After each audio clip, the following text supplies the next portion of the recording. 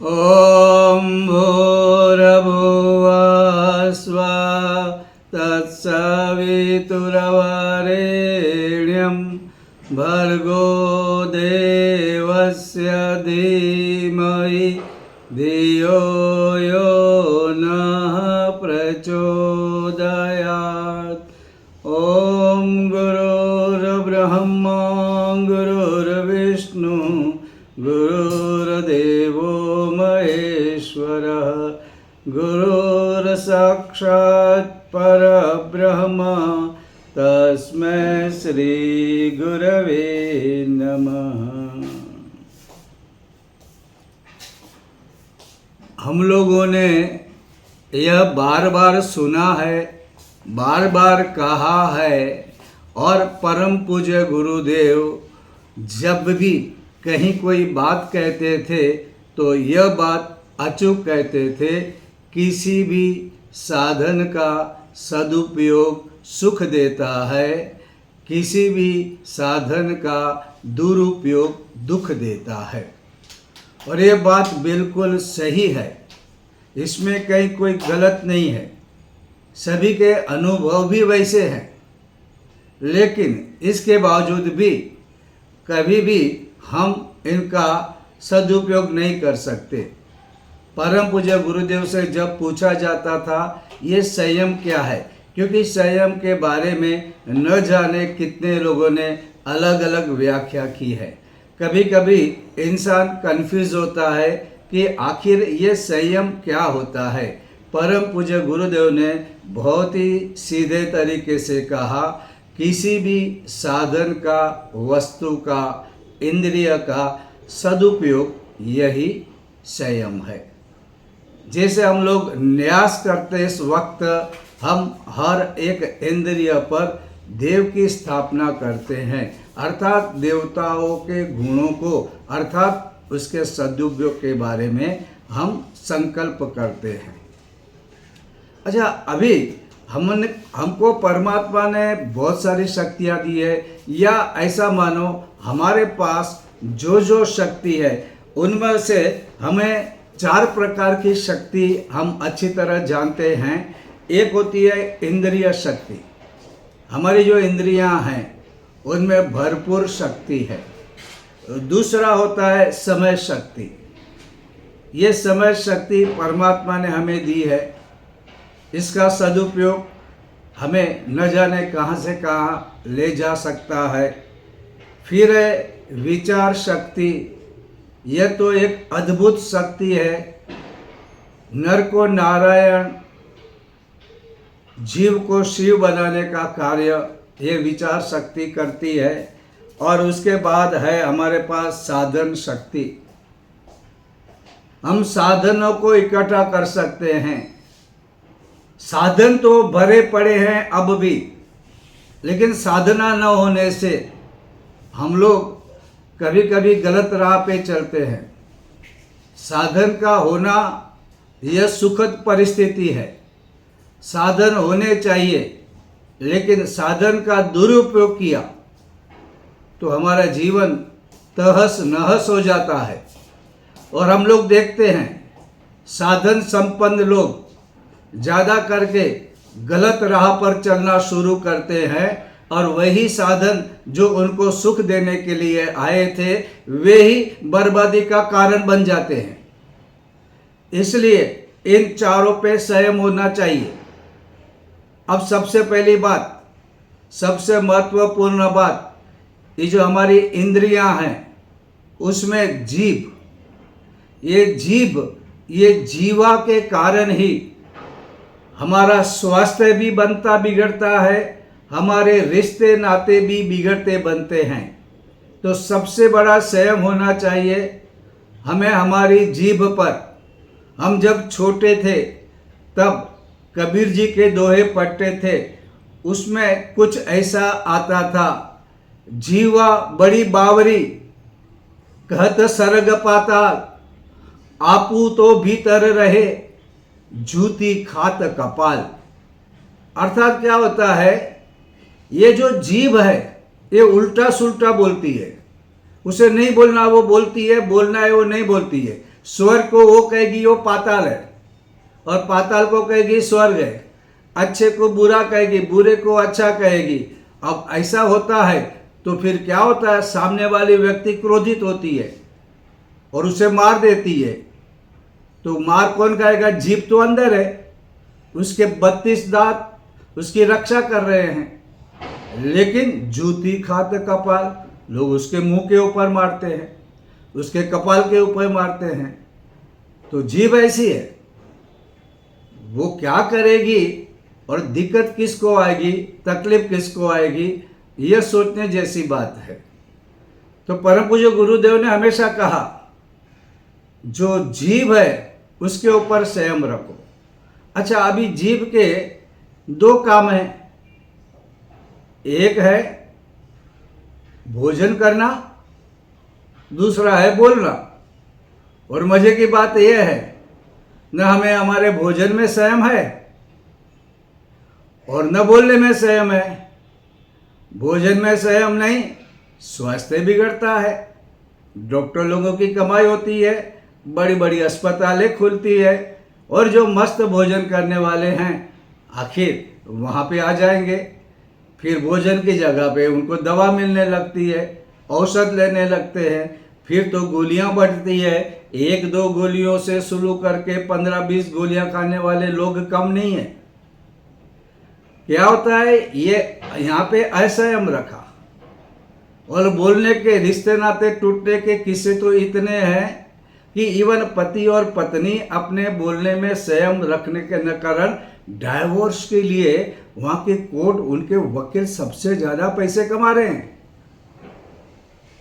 बात इतनी है, वो ऐसी बोली, वो वैसी बोली, ये ऐसा बोला, वो वैसा बोला, हमारा संयम टूटा, हमारा जो सेल्फ रिस्पेक्ट था वो टूटा। उसने हमारे माता को गाली दी, उसने हमारे पिता को गाली दी, और इतने सारे रिश्ते टूटते हैं। कभी कभी आत्महत्याएं होती है, कोर्ट कचहरी में तो जगह नहीं मिलती है। क्या करना चाहिए ऐसे में? सिर्फ छोटी सी बात है, जबान का सदुपयोग, जबान का संयम। अब परम पूज्य गुरुदेव ने एक एग्जाम्पल दिया था कि एक बार एक राजा जंगल में शिकार करने गए थे। वो जब राजा जाते हैं तो अकेले नहीं जाते हैं, उनके साथ सेनापति, नौकर चाकर रहते हैं। वो जंगल, जब भी पानी की बोतलें इजीली कहीं पे भी नहीं मिलती थी, या तो बोतलों का व्यवहार भी नहीं था, कहीं कुआं या तालाब मिला तो प्यास बुझाते थे।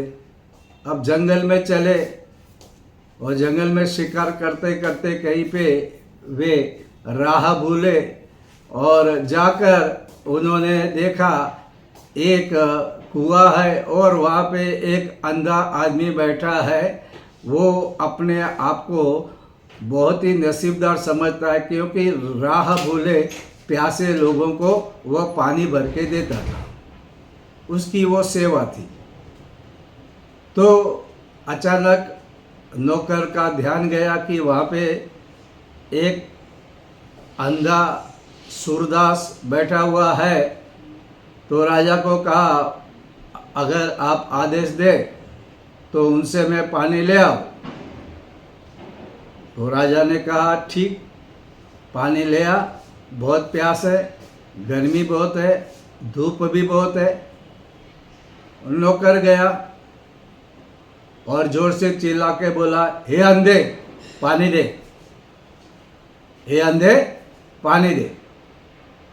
अब वो अंधा आदमी गुस्से में कहा, जा, तेरे जैसे नौकर को मैं पानी नहीं देता। वो नौकर गुस्से में गया, अपने सेनापति से कहा, देखो वो कितना अभिमानी है, पानी मांगा, पानी से ना कर दिया, इनकार कर दिया, उसको सजा दो। सेनापति ने कहा, लेकिन हमको तो प्यास लगी है, पानी तो लेना ही पड़ेगा। फिर सरदार ने थोड़ा लुच्चापन दिखा के कहा, वो सूरदास पानी दे दो। सूरदास ने कहा तुम्हारे जैसे सेनापति को मैं पानी नहीं देता, नहीं है पानी, जा। सेनापति को गुस्सा आया, लेकिन क्योंकि पानी पीना था, जाके उसने राजा से कहा राजा अब आदेश दो तो इसका सिर छेद कर दो, ये पानी देने से इनकार करता है।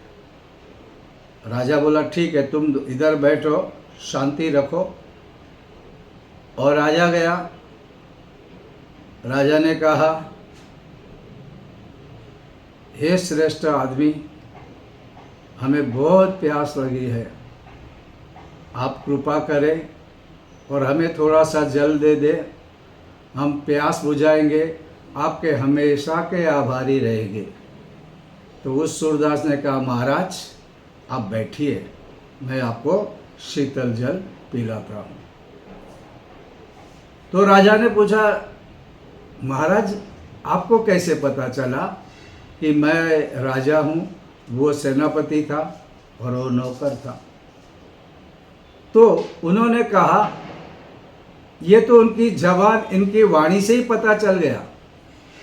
वो अभिमान से मुझे कहता है ये अंधे पानी दे, मैं समझ गया इसकी जबान से कि ये कोई अच्छा आदमी नहीं है, ये नौकर आदमी होगा, क्योंकि नौकर ही है, वो आगे नहीं बढ़ सकता है।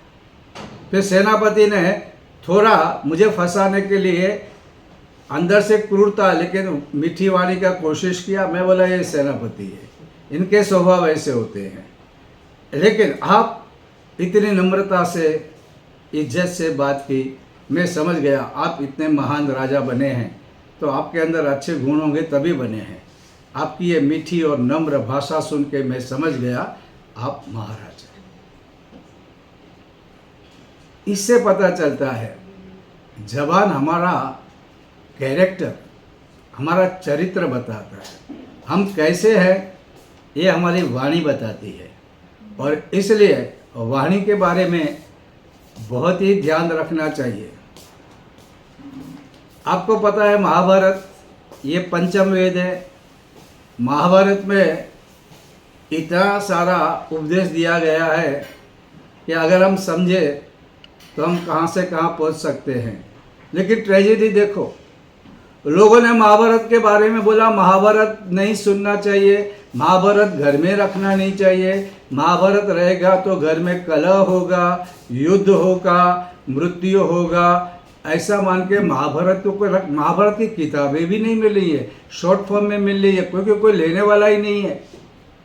भारत में इतनी बड़ी मूर्खता और इतने सारे नेता पंडित इधर उधर घूम के प्रवचन दे रहे हैं, कौन सा ठिकाना है उन लोगों में?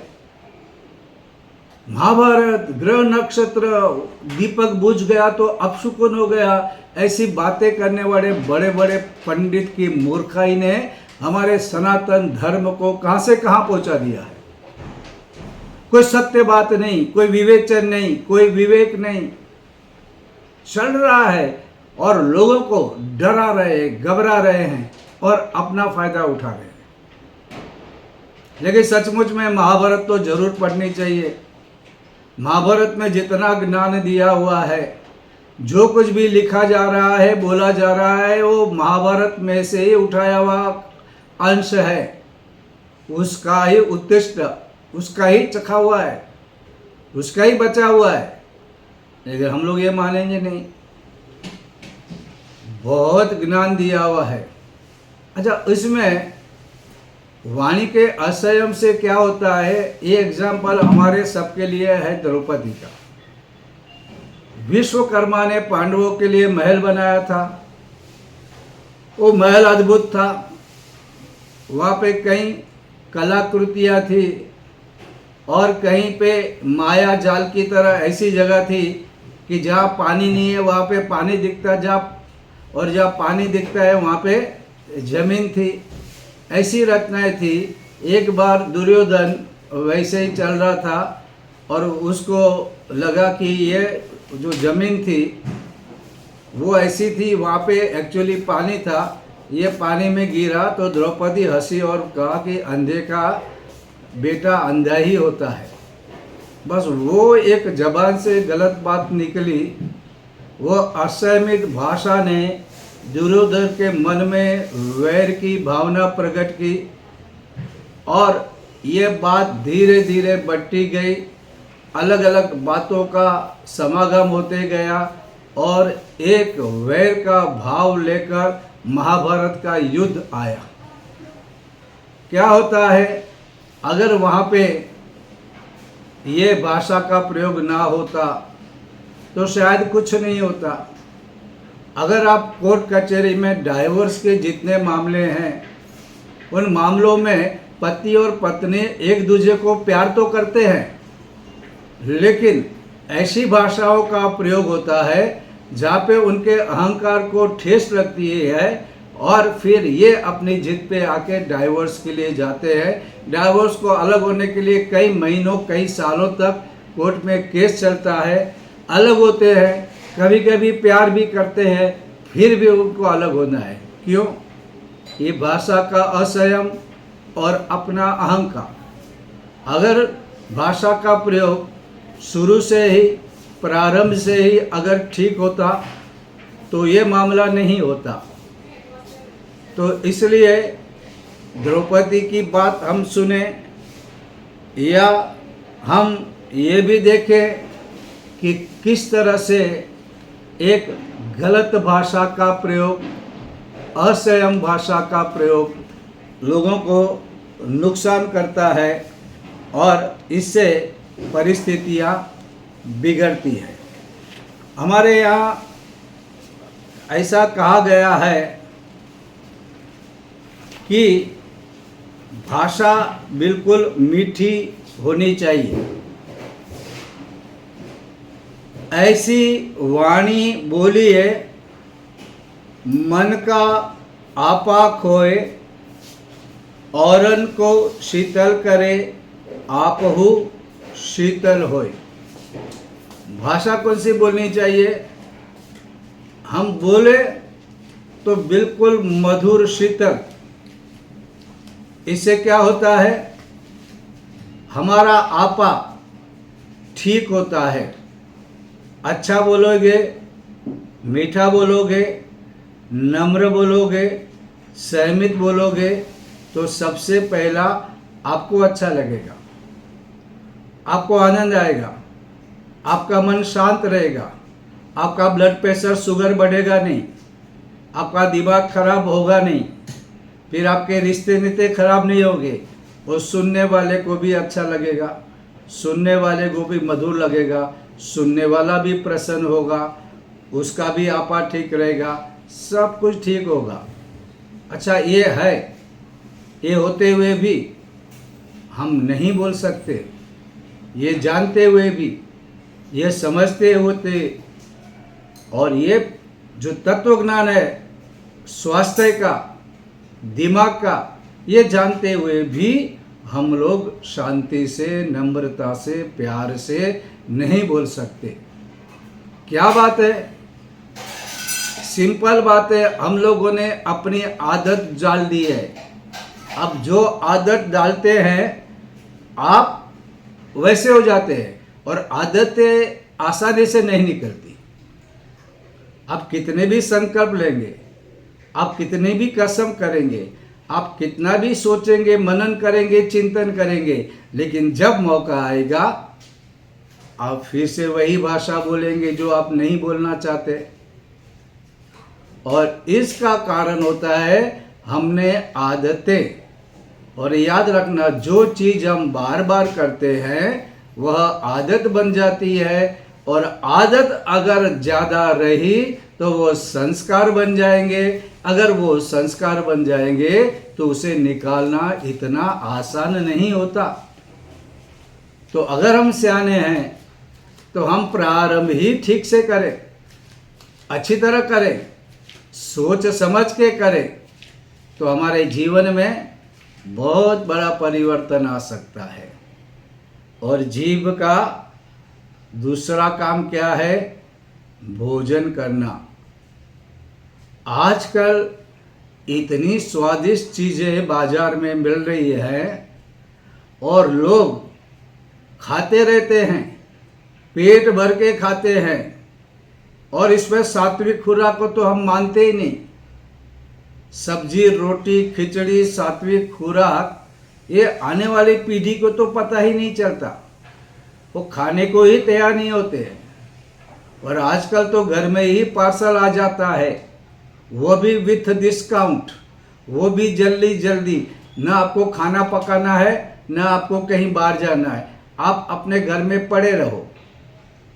कभी कभी तो लोग लेटे लेटे ही अपने बेडरूम में ही, अपने बिछौनों पे ही खाना खा लेते हैं। तो ये सब चीज़ें जो होती है ये नहीं होनी चाहिए। आपको खाने के बारे में संयम होना चाहिए। और ये कहानी है कि धन्वंतरी महाराज को एक ज्ञान देना था, तो उन्होंने कहा कि खाने के बारे में ध्यान रखना है तो वो एक पंछी के रूप में उड़े। और उन्होंने अपने शिष्य ने पूछा, कोरुक कोरुक कोरुक, यानी कि स्वास्थ्य कैसे मिलता है, कैसे स्वास्थ्य मिलेगा? तो उन्होंने कहा मित भुक, रुत भुक, हित भुक। फिर उन्होंने पूछा ये क्या हुआ? तो बोला भोजन इतना होना चाहिए, मित भुक, ज़्यादा खाना नहीं खाना है, पेट भर गया और फिर भी खाते रहना नहीं है, जितना भूख लगा है उससे थोड़ा कम खाओ, ये मित भुक। और फिर कहा रुत भुक, ऋतु के अनुसार योग्य हो वही खाओ। गर्मी का मौसम हो और आप कुछ गरम गरम तेजाना लहसुन खाएंगे तो ठीक नहीं होगा, ऐसे टाइम पे आपको शीतल भोजन करना है। जो ऋतु के अनुसार होता है, ऋतु के फल होते हैं, ऋतु के अन्न होते हैं और जो योग्य होते हैं वो भोजन करना है। और हितभुक, जो तुम्हारे लिए ठीक हो। हर एक चीज़ हर एक के लिए ठीक नहीं होती, अलग अलग शरीर के लिए अलग अलग खाना होता है। तो आपके शरीर को आपके लिए जो हितकारी है वही खाओ। जो भोजन अहितकारी है, जिससे आपको नुकसान होता है, वो भोजन आपको गलती से भी नहीं करना चाहिए। अपने पैर पे कुल्हाड़ी क्यों मारना? जो हितकारी है वो भोजन करना चाहिए। और आज की सबसे बड़ी समस्या है, अस्पतालें कम हो रही है, अस्पतालों में नंबर लगाना पड़ता है, क्योंकि इतनी सारी बीमारियां, इतने सारे रोग हमने पाल के रखे हैं कि डॉक्टरों को फुर्सत भी नहीं मिलती है कि आपको अच्छी तरह जांच भी पाए, और फिर उसको बिजनेस बना देते हैं। तो ये क्यों होता है? ये हमारी जीभ पर हमको संयम नहीं है। आपको हर एक चीज़ खानी है, लेकिन कितनी एक संयमित होनी चाहिए। अगर 4 बजे या 5 गपगोले मेरे लिए ठीक है, मैंने स्वाद ले लिया, लेकिन कहेंगे हम 5 प्लेट खाएंगे, हम 25 गपगोले खाएंगे, तो स्वास्थ्य खराब होगा। अभी तो अच्छा लगेगा, रिजल्ट खराब रहेगा। तो यहाँ पे हमको संयम रखना है। ये हमारी जीवा के ऊपर, ये हमारी जीभ हम लोगों को बहुत कुछ सिखाती है। खाना हो या पीना हो, ये दोनों में जीभ का सदुपयोग करना चाहिए। संस्कृत में एक सुभाषित भी है, गलत बोलने से क्या होता है उसका एग्जाम्पल उन्होंने कोयल और कौवे से दिया है। उन्होंने कहा काक कृष्ण पीक कृष्ण को भेद पीक काकयो वसंत समय प्राप्ते काक काक पीका पीक। कौवा भी काला है, कोयल भी काली है, क्या फर्क पड़ता है? फर्क ये पड़ता है, कोयल मीठा बोलती है तो लोग सुनना चाहते हैं, कौवा कड़वी बात करता है, उसकी आवाज़ बिल्कुल मीठी नहीं, तो लोग भगाना चाहते हैं। ये बात इंसानों के बारे में भी सही है। तो मधुर मीठा नम्र बोलेगा, सबको अच्छा लगेगा। अगर आपको लोगों को अच्छी बातें भी सुनाना है तो आपको मीठी भाषा में सुनाना है। कड़वी भाषा बोल के आप सत्य भी बोलेंगे तो वो सत्य भी बहुत खराब हो जाएगा। इसलिए हमें हमारी जो जीवा है उसका ध्यान रखना है। जीवा बड़ी बावरी पगली है, वो तो कुछ भी बोलेगी, तकलीफ किसको होती है? हमको होती है। इसलिए संयमित जीवन जीना है तो सावधानी रखना है, और ये जो इंद्रिय है जीवा, उसके ऊपर संयम रखना है, अर्थात उसका सदुपयोग करना है। आज के लिए बस इतना।